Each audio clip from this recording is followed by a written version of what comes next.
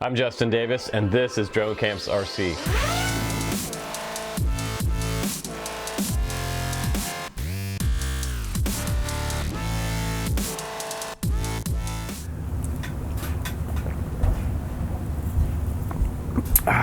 This stuff is pretty good. Have you guys tried this? It's called Zevia tonic water. Do you guys know the difference between tonic water and seltzer water? No Googling.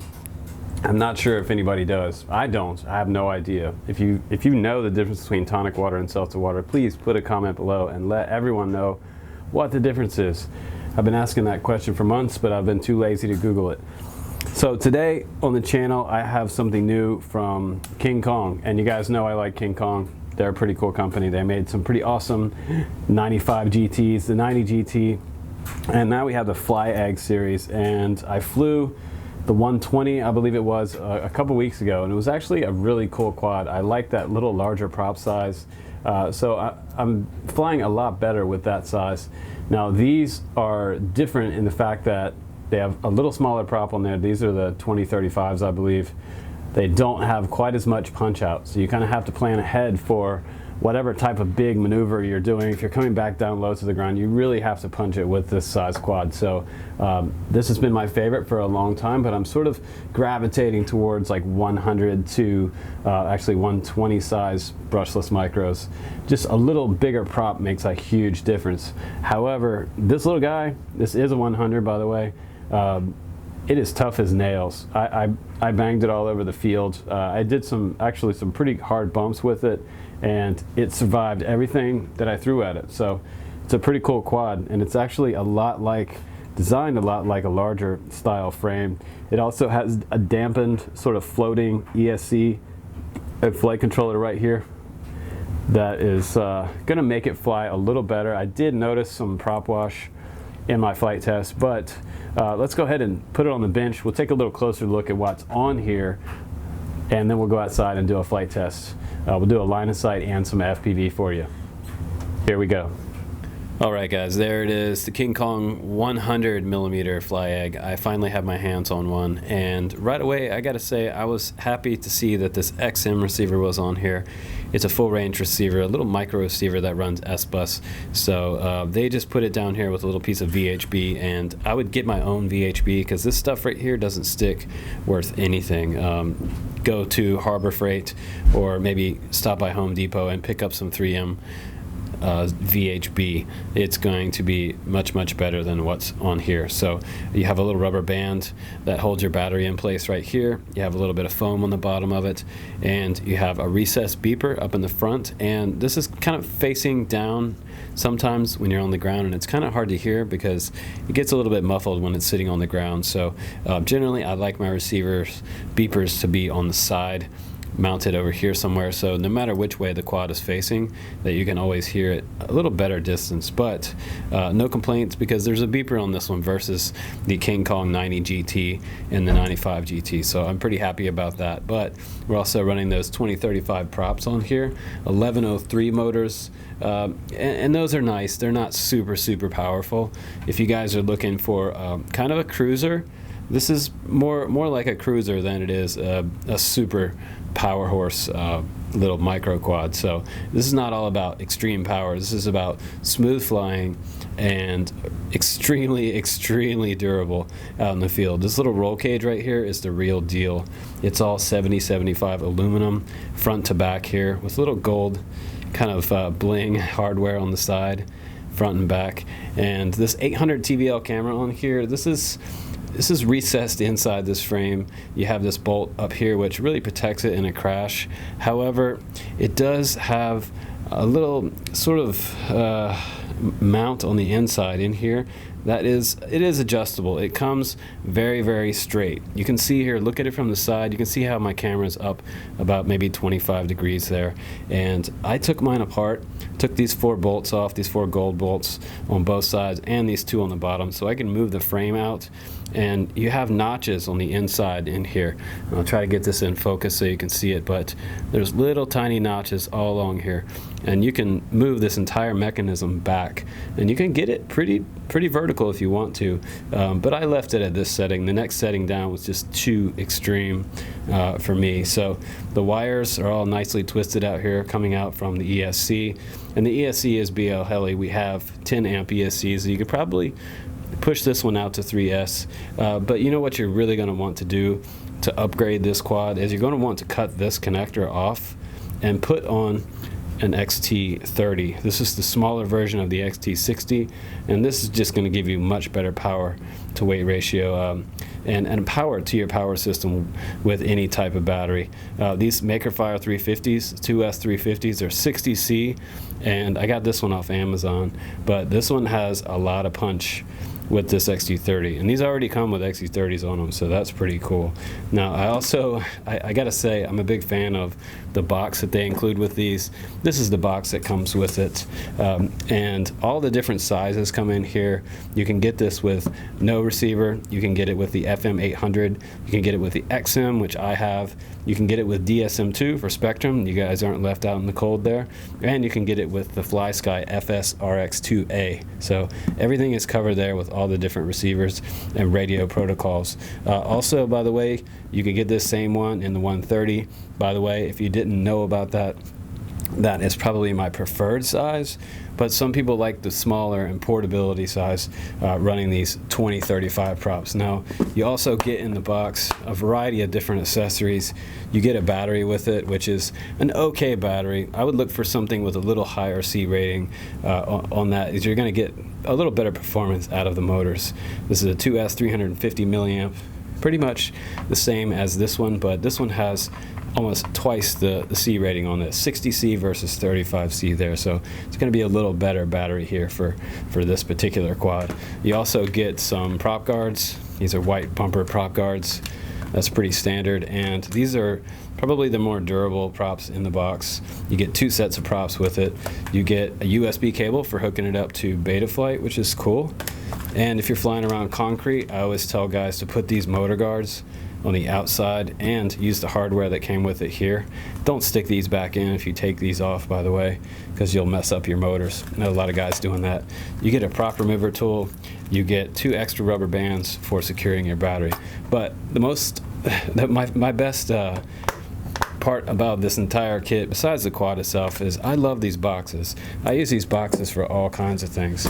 This is my sort of consolidated toolkit that I throw in my bag when I go out to fly. I have everything in here: a soldering iron, my TX100, tons of different tools in here. I have my Allen wrench drivers in there, and I also use the same type of box for my props box, for my micro props. So this thing is loaded down with props, and these are really awesome boxes.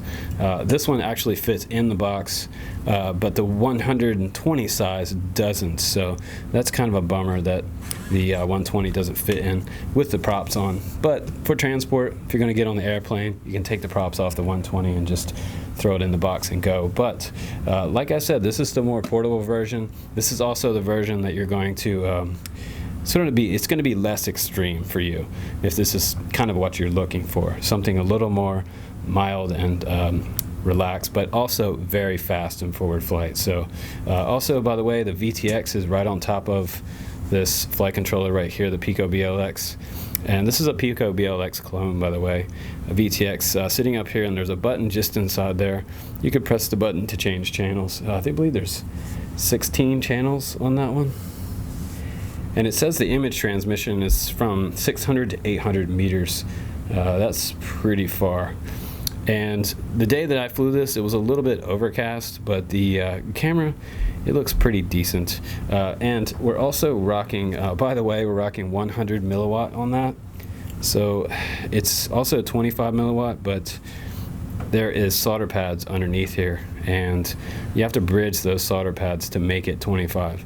It comes in 100, so probably going to leave this in 100. I don't really want to change that around, especially by having to take this nice sort of clear-coated shrink wrap off that VTX and have to re-shrink wrap it.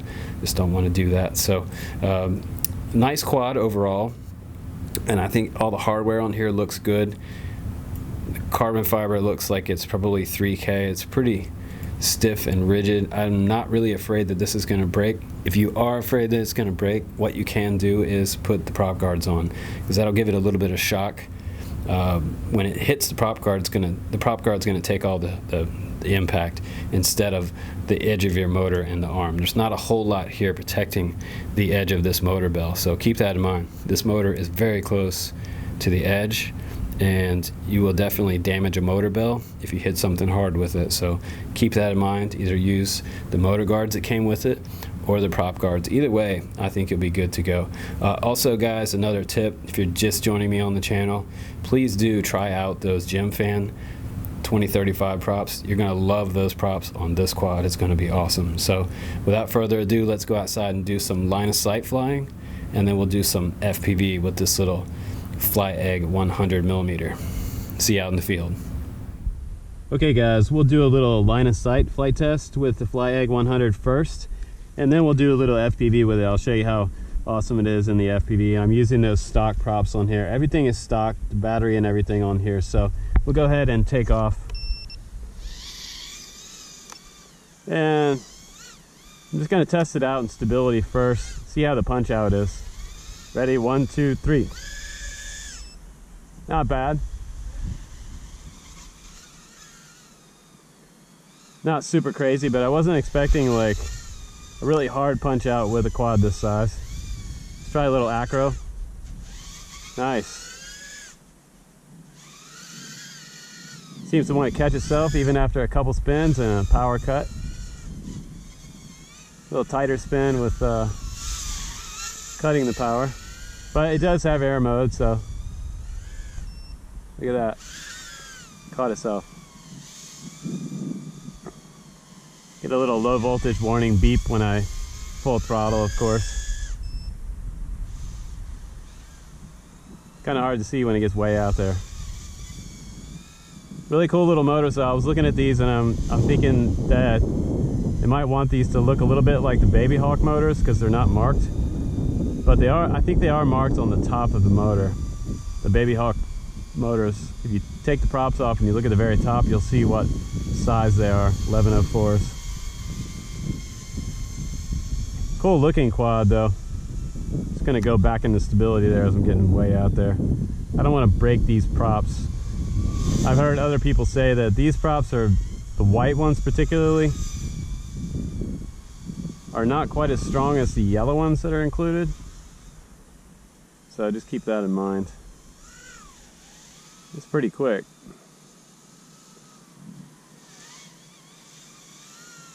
We'll do some acro flying when we go FPV. Gonna go back into acro here. That's pretty fun. See what I can get away with. A little forward.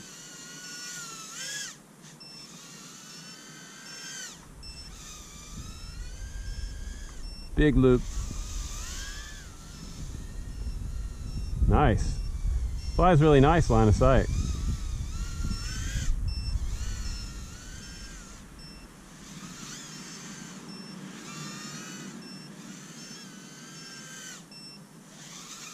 Cool. So let's go ahead and set it down and do some FPV, guys. Thanks for checking out this line of sight flight test of this little Fly Egg 100. I really do like the 100 to 120 size quads right now, so pretty stoked to FPV this one for you guys. Here we go. All right guys, let's go ahead and get off the ground and get airborne with this little micro 100mm Fly Egg from Kingkong. It's the smaller Fly Egg in the series, the 120 I told you guys about. If you didn't see that review, be sure to check that one out on my channel. Now, this is my first battery and I'm just getting used to this, so I'm just kind of cruising, getting a feel for the sticks. There is a little bit of prop wash and I could probably have higher rates set on it, but I left all the rates to stock so that you guys could see how it flies and reacts. There's a little bit of bounce there on that return from the flip. Just so you can see how it reacts right out of the box. I wanted you to see what you get if you decide to get this one. Flies really nice, low and fast. Whoops. So The big difference between this and something like 1105s, these are 1103s on here, so there's not going to be quite as much forgiveness and punch. Also a smaller prop, so I don't quite have as much power to get out of things like something like that. So keep that in mind. And I've been flying 120s a lot lately, 130s, so I'm used to having a little extra power to just throttle right out of something. So keep that in mind when you're flying the 1103s, 100 size. You gotta think ahead, which means throw all the power you have into it, full throttle, when you're coming back down at the ground. But it really is actually a pretty precise flying quad on these stock Betaflight PIDs. It's doing pretty well. I'm pretty impressed with just the average flying characteristic of it. There is a little bit of wobble after my flips, which I generally don't see in a lot of quads, so that's something to kind of pick at a little bit here. There goes a wire. I just barely missed that wire on that telephone pole. I don't know if you saw that or not. Come back around under the tree. But it's cool because you can take a lot of chances with these little quads. You can go through, you can find the smallest gaps.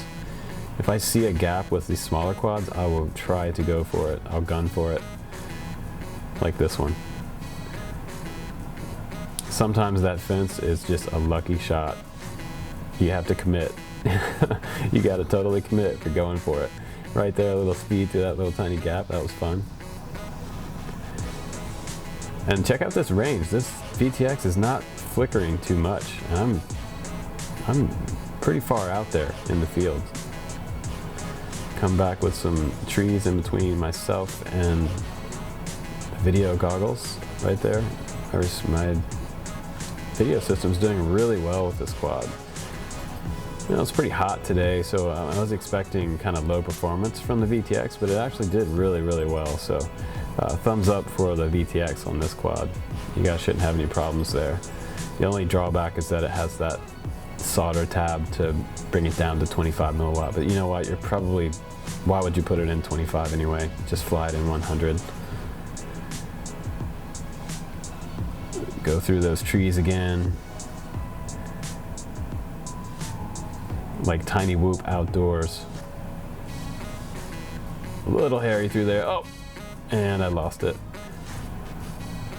Oh, I got back up. I love it when that happens. It doesn't happen very often, but sometimes it does. A little slalom through the trees. Back around to these two trees. I love that natural gate right there. It's really dry out in the field right now, so if I do crash, I'm probably going to break some props. It's pretty hard ground right now.